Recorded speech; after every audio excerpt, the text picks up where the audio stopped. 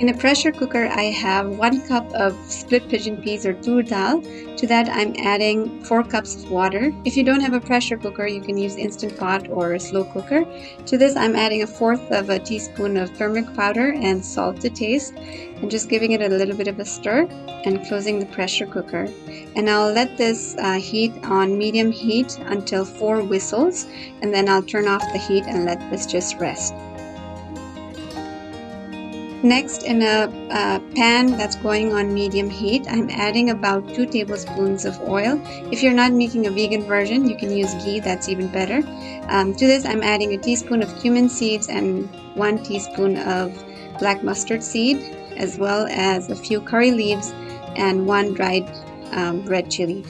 To this, I'm adding about 1 tablespoon of diced ginger. If you like more ginger, you can add 2 tablespoons. And you can also add other stuff like, if you like things spicy, you can add green chilies. To this, I'm adding a little bit of Asafoetida Powder and 1 medium diced tomato. I'm not cooking everything really well. I'm just sauteing it really quickly, and without making the tomatoes mushy, I'm adding my cooked dal in. Now I'll let this simmer for a little bit.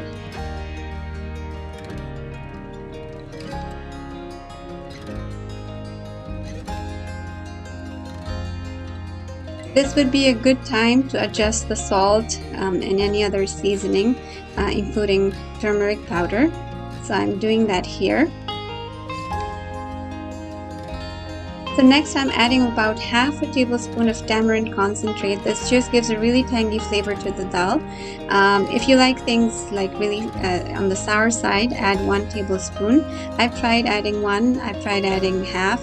It's up to you how much you want to add, but this really enhances the flavor. So I'm stirring everything together, and once it comes to a boil, I'm going to turn off the heat and add 3 cups of tightly packed spinach.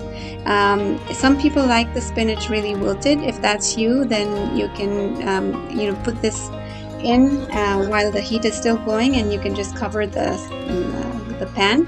Or if you like things the spinach really cooked, you can just pressure cook it with the dal.